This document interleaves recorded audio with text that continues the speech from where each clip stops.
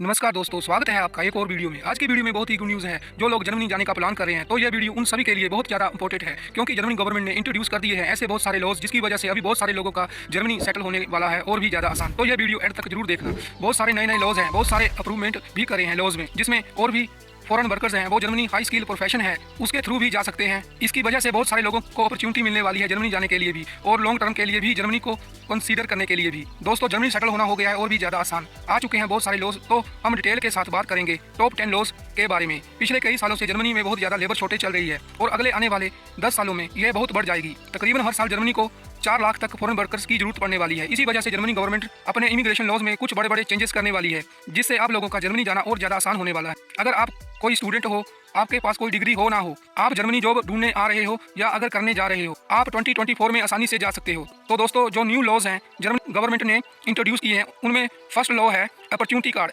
इसको जर्मनी में कहते हैं चांसन कार्ड। यह कार्ड नॉन ईयू नेशनल्स के लिए है। यह कार्ड उन लोगों के लिए बहुत ही इंपॉर्टेंट है जो जर्मनी जॉब फाइंड करने के लिए जाना चाहते हैं और जॉब करने जाना चाहते हैं, यानी कि जॉब ढूंढने के लिए जाना चाह रहे हैं। अब बहुत से लोगों को इस चीज़ में भी कंफ्यूजन हो रही है कि जॉब सीकर वीज़ा ऑलरेडी पहले था, तो फिर अलग से अपॉर्चुनिटी कार्ड वीज़ा क्यों इंट्रोड्यूस करवाया गया। तो बेसिकली जो जॉब रिसर्च वीज़ा और अपॉर्चुनिटी कार्ड है, डिफरेंस है वो टाइम का भी डिफरेंस है, और नंबर ऑफ वर्किंग आवर जो कि आप जर्मनी जाके काम कर सकते हो वो भी डिफरेंट है। अपॉर्चुनिटी कार्ड में अलाउ होता है कि आप जर्मनी जाके पूरे 1 साल जर्मनी में स्टे कर सकते हो, और साथ ही साथ आप वहां जाके 20 आवर पर भी काम भी कर सकते हो, जो कि आपका मंथली सब एक्सपेंसेस कवर कर लेती है। और इस अपॉर्चुनिटी कार्ड को लेने के लिए क्या क्या रिक्वायरमेंट्स पूरी करनी है उसके बारे में मैंने एक अलग से वीडियो बनाई है। वो वीडियो आप जरूर देखिएगा ताकि आपको अपॉर्चुनिटी कार्ड की सारी डिटेल पता लग सके। तो वो मेरी यह वीडियो जरूर देखिएगा, मैं इस वीडियो का लिंक नीचे डिस्क्रिप्शन में डाल दूँ। अब बात कर लेते हैं सेकंड लॉ, जो कि 2024 में इंप्लीमेंट हो रहा है। जर्मन फेडरल कैबिनेट की तरफ से आया है, जो कि बेसिकली आपको अलाउ करेगा कि आप जर्मनी में 5 साल लीगल स्टे के बाद जर्मन नेशनलिटी के लिए अप्लाई कर सकते हैं। ओबियसली इस लॉ की कुछ रिक्वायरमेंट होगी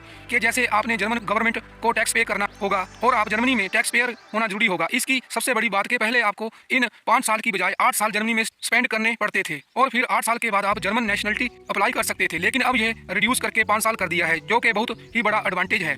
दोस्तों, नंबर 3 पे हम बात करेंगे कि जर्मन फेडरल कैबिनेट की तरफ से एक और गुड न्यूज़ जो कि 2024 से ही इंप्लीमेंट हो रही है इसी साल, कि आपको ड्यूल नेशनलिटी रखना भी अब अलाउ किया जा रहा है। पहले यह होता था कि आपको अगर जर्मन नेशनलिटी लेनी होती थी तो आपको अपने देश की नेशनलिटी खत्म करनी होती थी। तो अब आप सबके पास यह ऑप्शन ये भी है कि आप जर्मनी की नेशनलिटी के साथ साथ अपने देश की नेशनलिटी भी रख सकते हैं। तो इसमें जो इंडियंस हैं वो OCI कार्ड ले सकते हैं।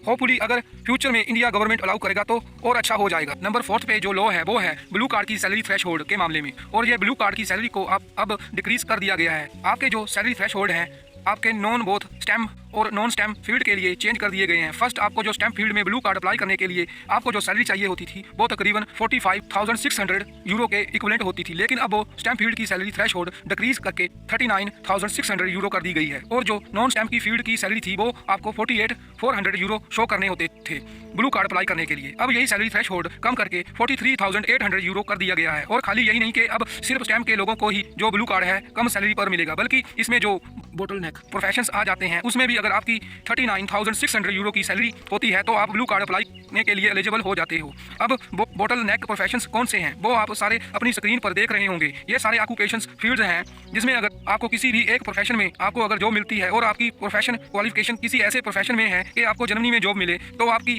अगर एनुअली सैलरी जैसे कि पहले बताई है कि 39,600 यूरो आपको एनुअल मिल रहा है विदाउट टैक्स के, और टैक्स कटने के बाद तो कम रह जाती है, लेकिन अगर विदाउट टैक्सेस कटने के वगैरह भी आपको 39,600 यूरो के इक्विवेलेंट मिल रहा है तो आप ब्लू कार्ड अप्लाई करने के लिए एलिजिबल हो जाओगे। नंबर 5 पे जो लॉ है दोस्तों, इसमें सबसे बड़ी बात कि अगर आपकी डिग्री किसी और चीज़ में है लेकिन जॉब आप किसी और प्रोफेशन में कर रहे हो तब भी आप ब्लू कार्ड अप्लाई करने के लिए एलिजिबल हो जाओगे। पहले यह रूल था कि डिग्री आपने की है मैकेनिकल इंजीनियर की और बाद में आप अप्लाई करते हो किसी IT फील्ड की, और आपकी सैलरी थ्रेश होल्ड उतनी होती है जितनी ब्लू कार्ड अप्लाई करने के लिए चाहिए, तब अक्सर आपको ब्लू कार्ड नहीं मिलता था, क्योंकि वो कहते थे कि डिग्री आपकी किसी और चीज़ में है और जॉब आप किसी और ऑक्यूपेशन फील्ड में कर रहे हैं, तो इसलिए आप ब्लू कार्ड के लिए एलिजिबल नहीं हो। लेकिन अब यह रूल भी जर्मनी गवर्नमेंट ने खत्म कर दिया है। नो मैटर कि आपको किसी भी ऑक्यूपेशन फील्ड में जॉब मिल रही है और किसी और फील्ड में पहले आपने काम किया है, आप फिर भी जर्मनी का ब्लू कार्ड अप्लाई कर सकते हो। नेक्स्ट नंबर 6 पर जो लॉ जर्मनी गवर्नमेंट ने इंट्रोड्यूस कराया है बड़ा ही अच्छा आया है, स्पेशली उन लोगों के लिए जिनके पास प्रोफेशनल वर्क एक्सपीरियंस बहुत अच्छा होता है, तो उन लोगों के लिए भी गुड न्यूज़ है कि अगर आपके पास डिग्री नहीं भी है, कोई फॉर्मल डिग्री नहीं भी है, लेकिन आपके पास प्रोफेशनल वर्क एक्सपीरियंस है और आपको उस वर्क एक्सपीरियंस के बेस पर जर्मनी में जॉब स्पॉन्सरशिप लेटर मिल जाती है, तब भी आप ब्लू कार्ड अप्लाई करने के लिए एलिजिबल हो जाओगे। मतलब आप विदाउट डिग्री भी आप अपना जॉब ऑफर लेकर जाते हो, उन्हें दिखाते हो कि मेरे पास इतनी सैलरी है और मेरे पास इस ऑक्यूपेशन फील्ड की जॉब है, लेकिन मेरे पास डिग्री नहीं भी है, तब भी वो इस चीज़ को मना नहीं कर सकते कि आपके पास डिग्री नहीं है तो ब्लू कार्ड नहीं देंगे। अब 2024 से आप विदाउट डिग्री भी ब्लू कार्ड के लिए एलिजिबल हो। तो अब आपके माइंड में ये सवाल भी आ रहा होगा कि आखिर ब्लू कार्ड के ऐसे क्या फ़ायदे हैं कि हम ब्लू कार्ड पे इतना ज़्यादा फोकस कर रहे हैं, और ब्लू कार्ड मिलने में या ब्लू कार्ड की एलिजिबिलिटी चेंज होने में हमें क्या मेजर फ़ायदे नज़र आएंगे। तो ब्लू कार्ड मिलने के सबसे बड़े फ़ायदे उन लोगों को है जो अपनी फैमिली को जर्मनी साथ ले जाना चाह रहे हैं। तो जब भी आपके पास ब्लू कार्ड होता है तो ऑटोमेटिकली वीज़ा ऑफिसर को पता होता है कि आपकी क्वालिफिकेशंस अब होगी एवरेज पर्सन की क्वालिफिकेशन से। ब्लू कार्ड मिलना इस चीज़ की गारंटी कर देता है कि आप फाइनेंशियल इतने स्टेबल हो कि आप जिसको भी स्पॉन्सर कर रहे हो उसको आप जर्मनी ले जाकर आराम से सपोर्ट कर सकते हो। तो आपके पास ब्लू कार्ड होने पर आपको आसानी हो जाती है अपने स्पाउस को बुलाने में, अपने फैमिली मेंबर जर्मनी ले जाने में। और दूसरा ब्लू कार्ड का सबसे बड़ा फायदा ये भी है कि आप अपना जो पीआर का प्रोसेस है उसे स्पीड अप कर सकते हो। यूजुअली पीआर आपको मिलती है जबकि आप डिग्री कंप्लीट करने के 2 ईयर के बाद जर्मनी में फुल टाइम जॉब करते हो, टैक्सेस देते हो, तो नॉर्मली आपको 2 साल का टाइम लग जाता है। लेकिन अगर आपके पास ब्लू कार्ड है तो ये वाला जो टाइम पीरियड है 2 साल का, वो घट के 18 महीने से 12 महीने का भी रह सकता है। और 12 महीने उस केस में अगर आपकी जर्मन लैंग्वेज बहुत अच्छी होती है, C1 C2 तक होती है, तो उस केस में आपको जो पीआर है वो इवन 12 मंथ तक भी मिल सकती है। लेकिन यूजुअली अगर आपके पास ब्लू कार्ड भी हो और जर्मन लैंग्वेज A2 B1 तक हो तो अक्सर 18 मंथ के अंदर अंदर आपको पीआर भी मिल सकती है और आप ब्लू कार्ड पर यूरोप की बाकी 27 कंट्रीज में भी जाके काम कर सकते हैं।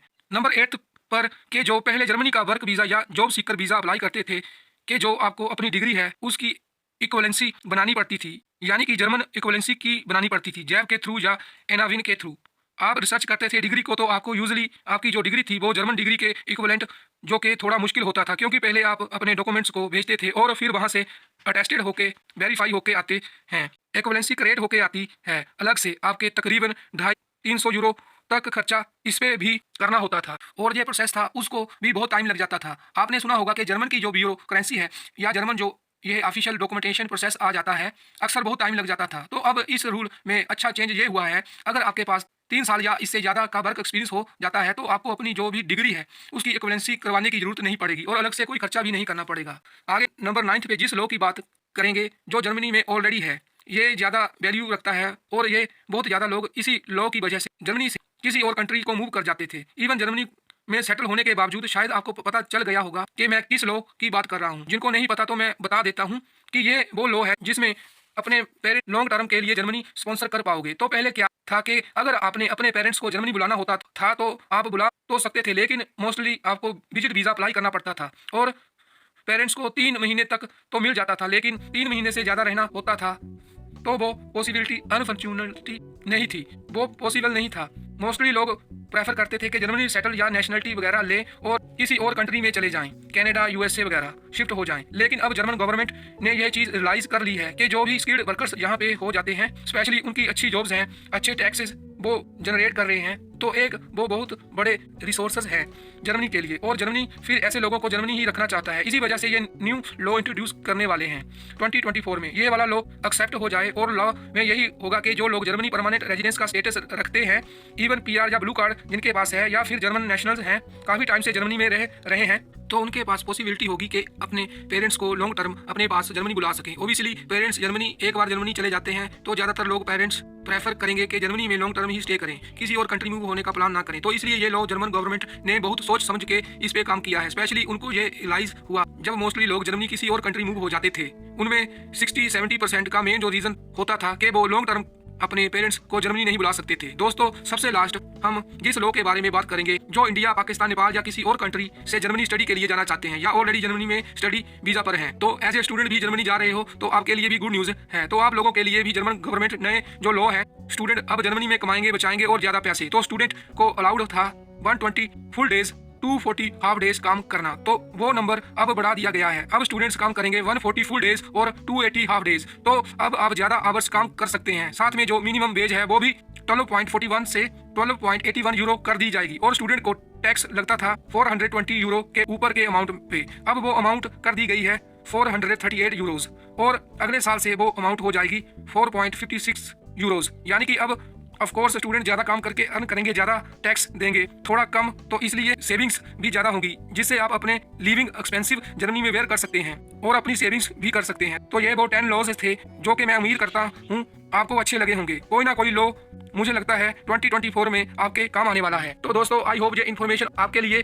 फायदेमंद साबित हुई होगी। अगर ये वीडियो आपको अच्छी लगी है तो इसको लाइक और अपने फ्रेंड्स के साथ शेयर करें। और आपसे मैं एक छोटी सी रिक्वेस्ट भी करना चाहूंगा कि प्लीज चैनल को सब्सक्राइब करें। तो मिलते हैं एक और नई इंटरेस्टिंग वीडियो के साथ, तब तक के लिए गुड बाय, टेक केयर।